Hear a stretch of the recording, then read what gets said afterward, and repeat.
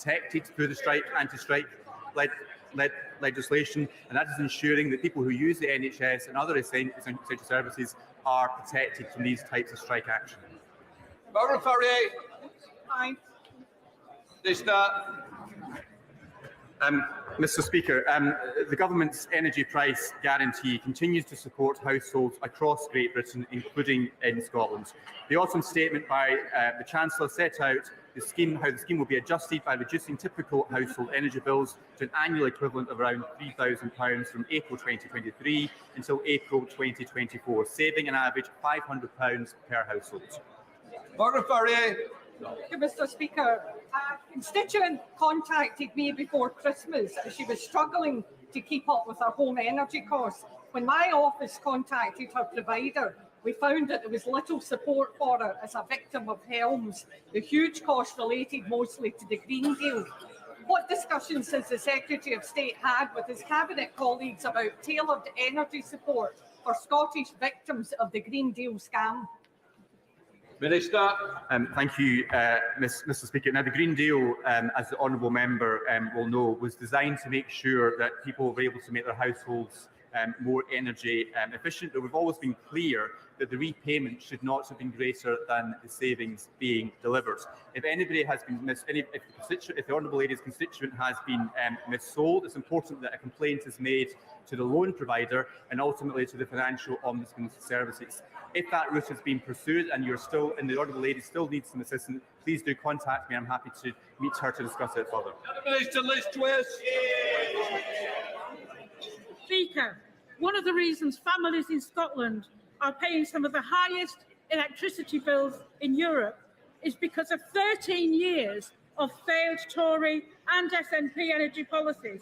Scotland is a key contributor in delivering a secure, affordable, low-carbon energy system for the whole of the UK. Under Labour's proposals, we would lower bills for Scottish households and be energy independent with a plan for clean power by 2020.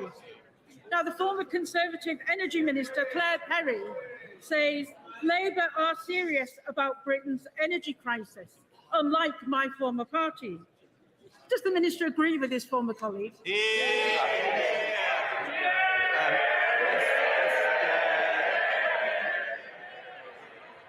Mr. Speaker, I do not agree with the honourable lady's analysis. This government remains committed to ensuring the UK has a green, secured energy supply, which I do agree with the honourable lady's assessment of the SNP's failings, and we saw that yesterday in their botched energy statement to the Scottish Parliament.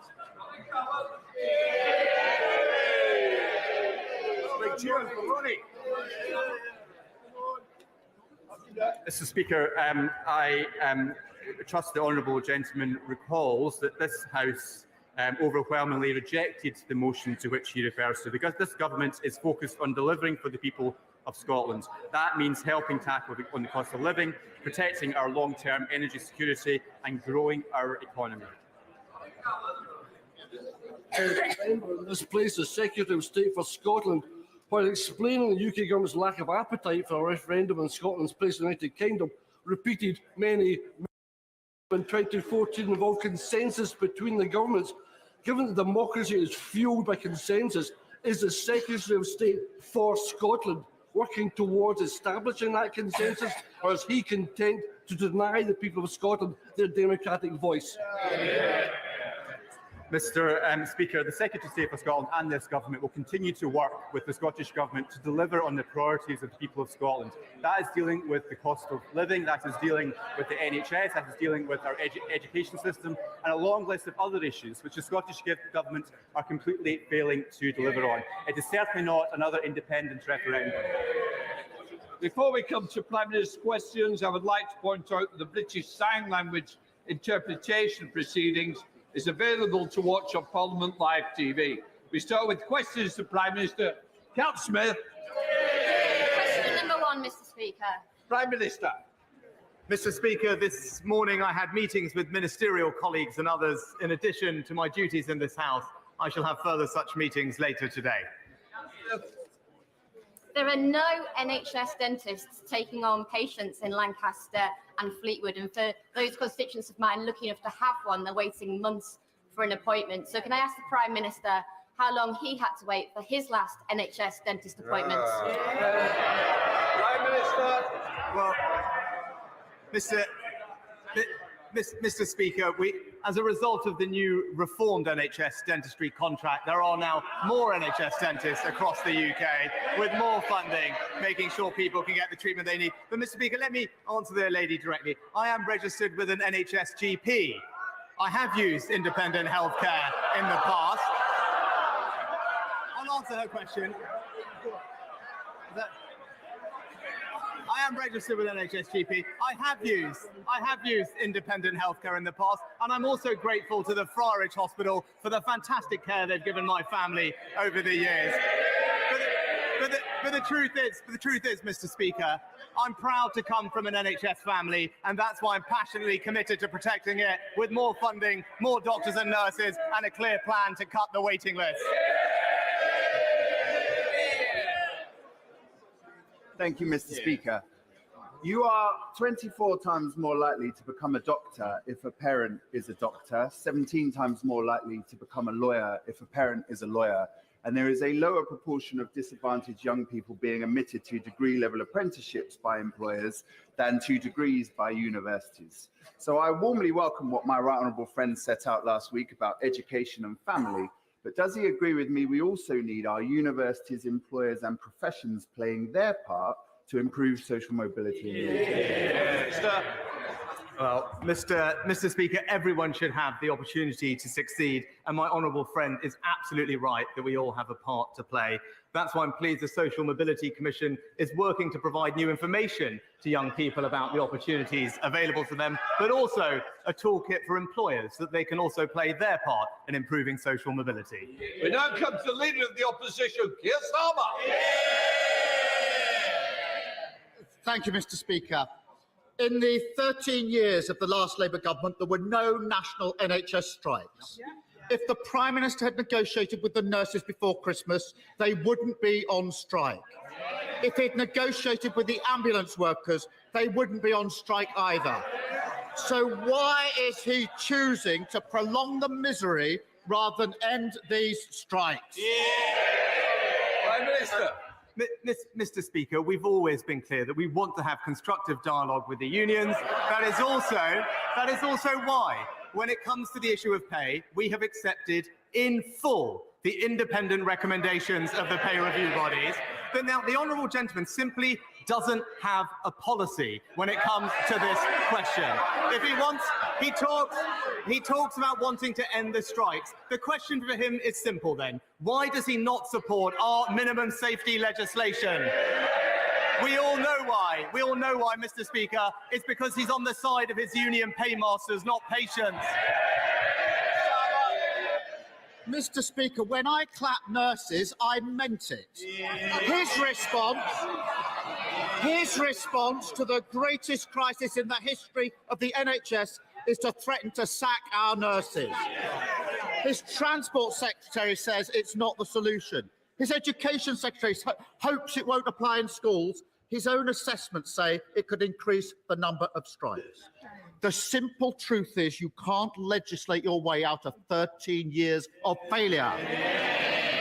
Between 2010 and 2019, before anyone had heard of COVID, Prime Minister, the number of people stuck on the NHS waiting list doubled. Why do patients always wait longer under the Tories? Whoa. This is the new year. I want to start off with the refreshed chamber, but certainly not by interruption. Prime Minister. Well, Mr. Speaker, he talks about the minimum safety legislation. Let's just talk about it a little bit further, because this is a simple proposition that no one denies the union's freedom to strike. But it is also important to balance that with people's right to have access to life-saving healthcare at the same time. Mr. Speaker, this shouldn't be controversial. This shouldn't be controversial. The International Labour Organization supports minimum service levels. They're present in France, in Italy, in Spain. Normally, he's in favour of more European alignment, Mr. Speaker. Why not now? Mr. Speaker, they've gone from clapping the nurses to sacking the nurses. It's that simple. And to add insult to injury, they're the cause of the crisis. His government commissioned a report on waiting times. He knows this. His own report says this is not a COVID problem, it's 10 years of managed decline. As a result, 7.2 million people are now waiting for treatment. He says he wants to be held to account over that. So let's be very clear. Is his promise merely to get those numbers back to where they were before COVID, that's 4.6 million, or back to where Labour had them in 2010, almost half of that? Which is it? Mr. Speaker, again, let's just start with the facts. The honourable gentleman seems to completely ignore the fact that not just in England, but in Scotland and in Wales and in many other European countries, COVID has had an extraordinary impact on health services. Now we have a very clear plan to bring the waiting list down, and it's one that the NHS supports. But I tell you what the NHS doesn't need. What they don't need is Labour's idea. What they don't need is Labour's only idea, which is for another completely disruptive, top-down, unfunded reorganisation buying out every single GP contract. Now, these aren't my words, Mr. Speaker. The CEO of the Nuffield Trust said it will cost a fortune and it's out of date, just like the Labour Party. Mr. Speaker, so he can't tell us how much he'll reduce waiting lists by or when. So much for accountability that he wants. As ever with this Prime Minister, you scratch the surface and you find there is nothing there. Last month, 1.4 million people waited more than 4 weeks for a GP appointment. When Labour left government, you were guaranteed an appointment in 2 days. When does the Prime Minister expect to get back to that? Well, Mr. Speaker, when it comes to waiting lists, we've already eliminated 2-year wait lists done last year. We're on track this spring to eliminate those waiting 18 months with a clear plan to go further, to eliminate those waiting 52 weeks by next spring. And we're doing that with record funding, more community diagnostic centres, more surgical hubs and more patient choice. And that's why, Mr. Speaker, I've made tackling wait lists one of my 5 priorities. But what are his? They seem to change every single week. Right? But first, he was against NHS outsourcing. Now, he's apparently in favour of it. He's inconsistent, unprincipled, and in hock to his union. I wonder if Order. Can I just remind the Prime Minister, it's Prime Minister's questions, not opposition questions. Keir Starmer. Thank you, Mr. Speaker. I heard the Prime Minister saying he's now registered with an NHS doctor, so he'll soon enjoy the experience of waiting on hold every morning at 8 a.m. to get a GP appointment. But I can tell him that those that are waiting now don't want another round of empty promises or boasting about what he's done. They just want to know when they'll be able to see a doctor. And this is not just about routine care. There could be nothing more terrifying than being told you might have cancer. That's why the last Labour government brought in a guarantee you'd been seen by a specialist within 2 weeks. Today, 50,000 people are waiting longer than that. 50,000. And everyone in this House will appreciate the anxiety that they're feeling. So when will cancer patients once again get the certainty of quick care that they got under Labour? Mr. Speaker, why is there a challenge with cancer times right now? I tell you, again, it's just absolutely no understanding of the situation, Mr. Speaker. What happened to cancer referrals during COVID? they went down by almost 2/3, Mr. Speaker. That was because of a pandemic that they went down. And by the way, if we had stayed and listened to him, we'd still be in lockdown and there'd be a bit more waiting list, right, Mr. Speaker? But actually right now, there are record levels of cancer treatment as we catch up with those missed things. But he talks about what's terrifying, Mr. Speaker. What's terrifying is right now, right now, people not knowing whether when they call 999, they will get the treatment that they need. Now, Mr. Speaker, in Australia and Canada and the US, they ban strikes on blue light services. We're not doing that. All we're saying is that in these emergency services, patients should be able to rely on a basic level of life-saving care. Why is he against that, Mr. Speaker? There's not a minimum level of service any day because they've broken the NHS. And he's not promising that people would get to see a doctor in a few days like they did under Labour. He's not promising that cancer patients would get urgent treatment as they did under Labour. He's not even promising an NHS that puts patients first like it did under Labour. No, he's promising that one day, although we can't say when, their record high waiting list will stop growing. And that's it. After 13 years in government, what does it say? That the best they can offer is that at some point they might stop making things worse. Right, did he stop? Well, Mr. Speaker, when it comes to the NHS, it's crystal clear. The Conservatives on the side of patients, Labour on the side of their union paymasters. But, Mr. Speaker, I've laid out my priorities for the country. Waiting lists down, inflation down, debt down, growth up, and the boat's stopped, Mr. Speaker. All he does is flip from one thing to another, and that's the difference between him and me. He's focused on petty politics. I'm delivering for Britain.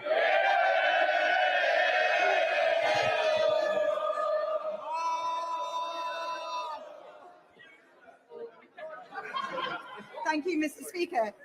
On behalf of my constituents in Truro and Falmouth, actually, I would like to thank all of the health and social care professions in Cornwall for all of the hard work they're doing in a particularly difficult winter. In Cornwall, we don't get any respite in the summer because everybody comes to Cornwall for their holidays, which is brilliant. So there is no respite in the summer or the winter for our health and social care professionals.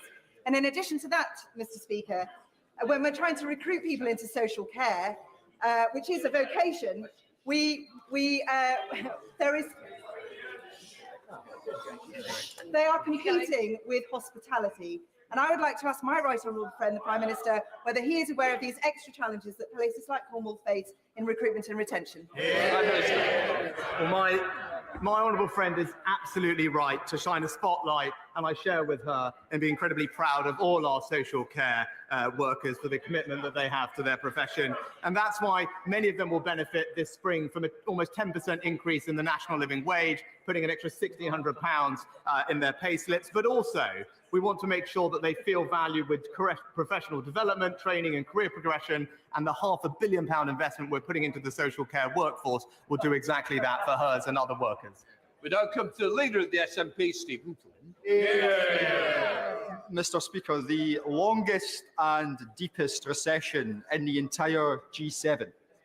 Brexit, 13 years of Tory rule. The energy price crisis, inflation and interest rates. If the people of Scotland are to do the math, as the Prime Minister so hopes, will they not come to the conclusion that this union simply doesn't add up? Well, I'm pleased the honourable gentleman brought up energy, and he's right to do that, because energy, and when it comes to the economy, is incredibly important to Scotland's energy, and actually Scotland will play a fantastic part in helping us transition to net zero. But what we do now know is that the Scottish Government don't want to support Scottish energy industry and the 200,000 jobs that it produces. I'm keen to work with the Scottish Government to support the North Sea, because it's something that we're all very proud of in the United Kingdom. Mr. Speaker, if he wants to talk about the fact that Scotland is energy rich but fuel poor on Westminster's watch, I am more than happy to do so. But for today, let's reflect upon numbers, and in particular, those numbers that were shone a light on by Sam Coates of Sky, in particular those in relation to the Prime Minister's favourite potential successor, which showed that over the course of 4 months, from 4 speeches, he raked in excess of £1 million. Does the Prime Minister not find it utterly perverse that senior members of the Conservative Party are feathering their nest in this way, whilst at the same time seeking to deny working people the opportunity to strike for fair pay? Well, Mr. Speaker, I don't think we need to talk about our predecessors, but I remember.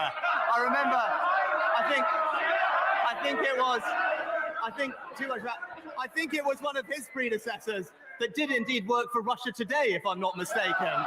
But what I would say is he talks about the priorities. You know, yesterday the SNP spent time talking yet more about independence at a time when we should be talking about delivering for people across the United Kingdom, focusing on their jobs, improving the NHS across the UK, in Scotland as need as in everywhere else. That's the kind of thing I want to talk to the Scottish Government about, and I hope that he'll work with me to do that. Thank you, Mr. Speaker. Conservative governments have a proud record of supporting the UK steel industry. So can I thank my right honourable friend, the Prime Minister, for the work that he has already done for steel. He will know that steel is a vital strategic industry. Absolutely. It is essential for everything we do, from defence to growth. So can I ask him, will he do everything he can to ensure that we're always able to make steel in this country? Does he agree with me that steel is always safest under a Conservative? Mr. Speaker, my honourable friend is a fantastic champion for the steel industry, and this government remains committed to a thriving UK steel industry. That's why our support for steel includes almost £800 million in relief for electricity costs and steel companies that are eligible to bid for up to £1.5 billion in capital grants to speed their transition to net zero steel production.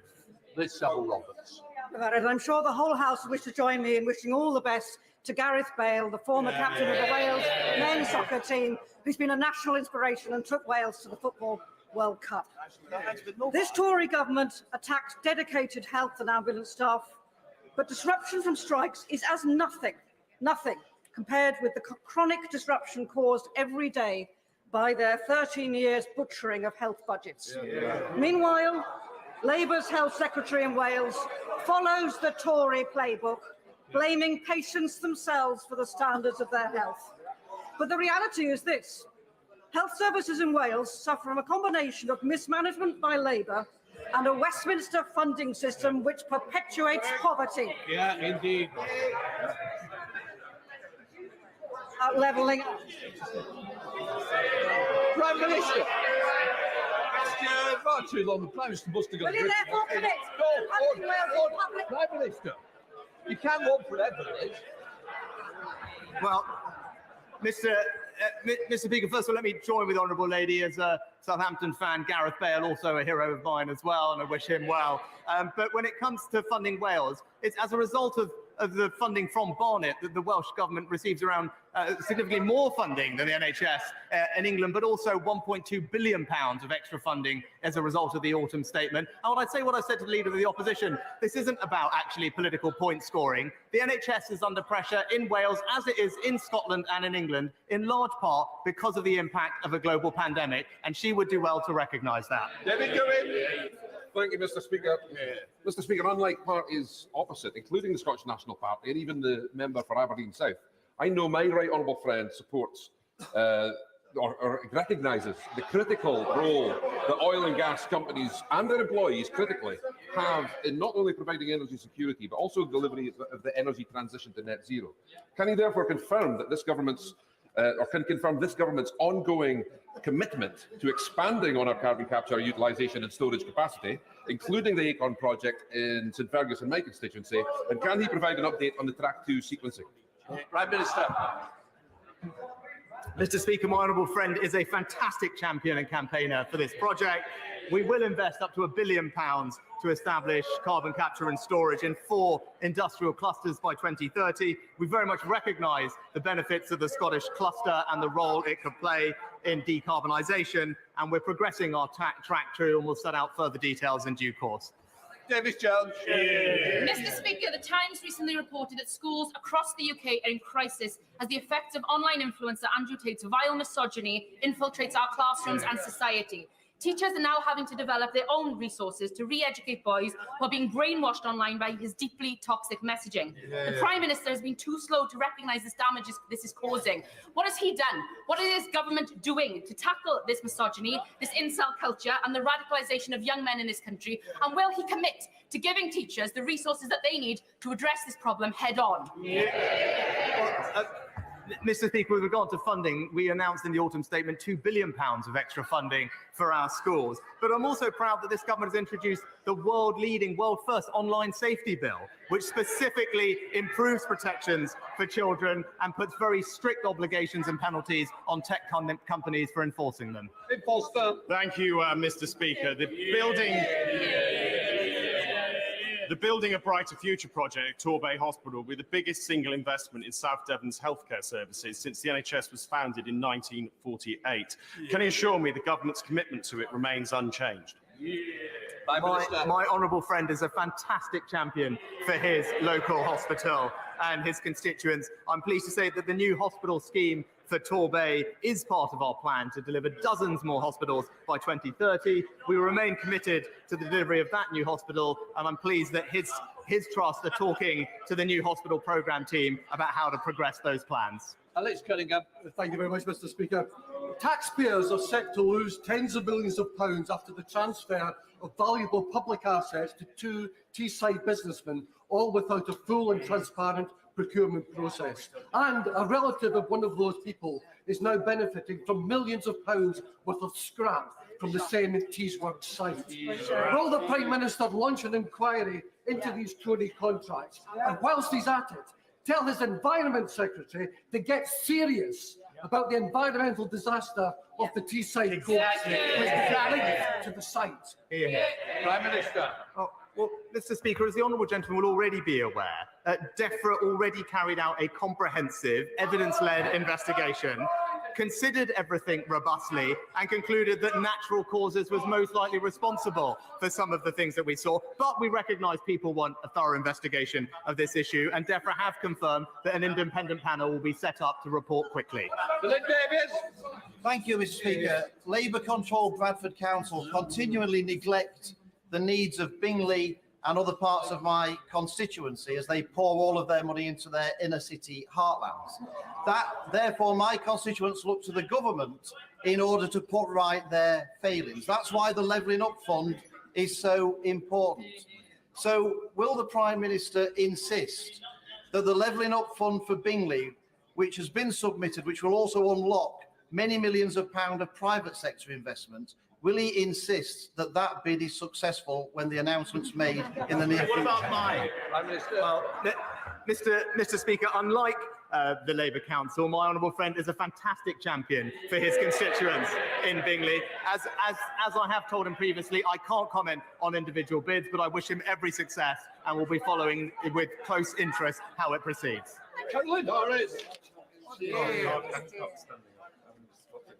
Roland Harris. Thank you, Mr. Speaker. Does the Prime Minister believe that over 40,000 interactions by either social media, email or letter regarding the poor customer service and working conditions at the delivery company Every warrants an investigation by the relevant government department? His ministers in Bays think not, but I'm sure the Prime Minister would want the general public to believe that he at least is interested enough in this problem to take action. Prime Minister. So, well, Mr. Speaker, I'm aware that other government ministers have looked into this issue and are currently considering the matter at hand, and I'd be happy to write to her when we learn more about the situation. The Bruce. Speaker, does the Prime Minister agree that the right way to secure the best future for the British people is to deliver on the people's priorities and secure a strong economy? Yeah. And will he confirm that he will not make any unfunded spending commitments which would rack up billions of debt, as the party opposite have done in the last week? my honourable friend is absolutely right. If we want to safeguard the future of our public services and make sure that our young people inherit a strong economy, we must be disciplined on spending and borrowing. She's absolutely right about no unfunded spending commitments. Unlike, as she says, the party opposite, at last count, £90 billion of unfunded spending commitments. It's the same old Labour, Mr. Speaker. They always run out of other people's money. Thank you. Thank you, Mr. Speaker. Less than half of Wakefield's children managed to see an NHS dentist last year. My constituent, Mr. Fakazai's 6-year-old daughter, has never seen an NHS dentist. She has 10 teeth, which are black with decay, and is often crying with pain.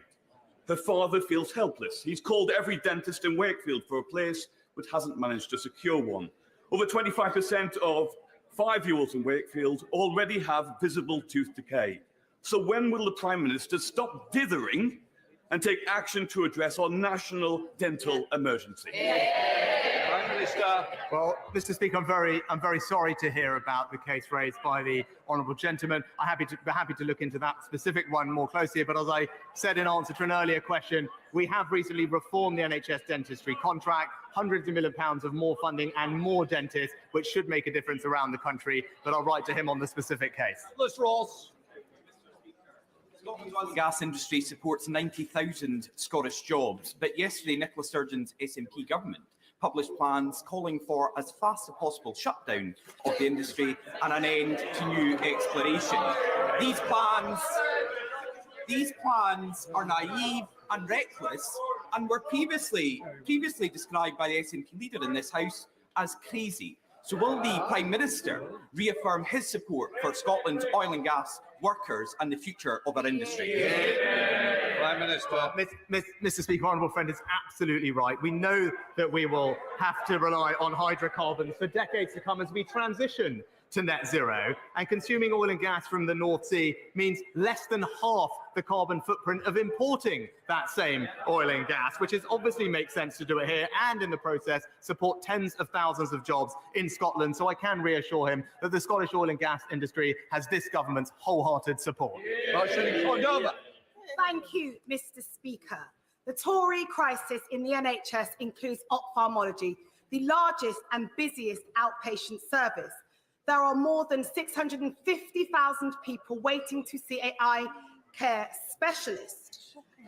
Will the Prime Minister back my bill calling for a national eye health strategy that would ensure that nobody waiting to see a specialist will go without and potentially lead to a complete loss of sight? Prime Minister. Can I thank the honourable lady for her campaigning in this area, and we are taking action to improve things. Over the past 5 years, the National Institute for Health and Care Research has invested more than £100 million to support research into eye conditions. But I know that there's more we can do, and my honourable friend, the Minister, I believe, is sitting down to talk to the honourable lady in due course, and I look forward to hearing about those comments. Duncan Smith. Speaker, today I and others met with Sebastian Lai, the son of Jimmy Lai, who languishes in prison, the ex-owner of Apple Daily. I remind my right honourable friend that he is a British citizen and a British passport holder, and he now faces a trial at the end of the year in which he can be incarcerated under the new national security laws for life. For what? For publishing truth to power. Will my right honourable friend please now direct the rest of his government, particularly the Foreign Office, now to warn the Chinese government, if they persist with this, he, and alongside the Americans who have already done this, will threaten that the use of common law in Hong Kong will be taken away. Well, Mr. Speaker, my right honourable friend speaks with authority on these issues, and I thank him for his continued engagement on this critical issue.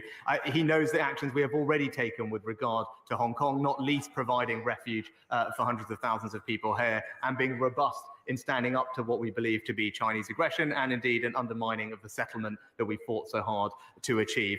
He has my absolute assurance I will continue to remain engaged and robust on this, and I look forward to sitting down with him to discuss this particular issue in more detail as soon as possible. Wira Hobhouse. Thank you, Mr. Speaker. Half of British women and a fifth of men have been sexually harassed at work or a place of study. The government's own figures show that 41 of those said their perpetrators faced no consequences. Thanks to cross-party and government support, my private member's bill, which has now passed committee stage, will bring about a culture change to protect workers from harassment and sexual harassment, both from fellow employees and third-party individuals. Will the Prime Minister join me in celebrating the cross-party work on this important change in the law, and by personally supporting its aims and objectives and ensuring its safe continued passage through this Parliament? Prime Minister. Can I thank the Honourable Lady for her important work on this issue? And sexual harassment has absolutely no place in the workplace, and everyone should be able to feel safe at work. Now, of course, we need to make sure that legislation doesn't have unintended consequences, but I know she is meeting with my right honourable friend, the Minister for Women and Equalities, to discuss her bill further, and I look forward to hearing her progress on that meeting. Thank you very much, Mr. Speaker. Does the Prime Minister agree with me that the disgusting, anti-Semitic, anti-vax conspiracy theories that have been promulgated online this morning are not only deeply offensive, but anti-scientific and have no place in this House or in our wider society? Prime Minister.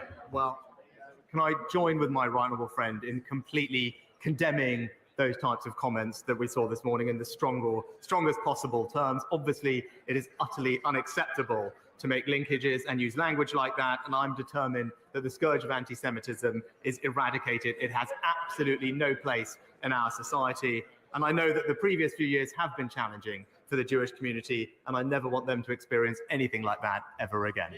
Final question, Nadia Whittam. Thank you, Mr. Speaker. Mr. Speaker, a 95-year-old constituent of mine spent 41 hours in A&E. When will the Prime Minister admit that the NHS is collapsing because of 13 years of underfunding and do something about it instead of blaming the nurses striking to save it? Prime Minister.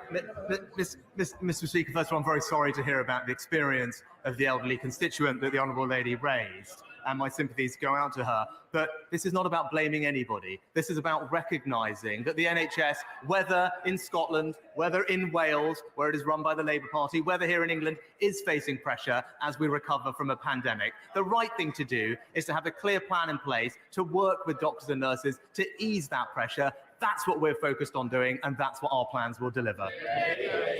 Right, that completes Prime Minister's questions. We'll just let the Chamber clear.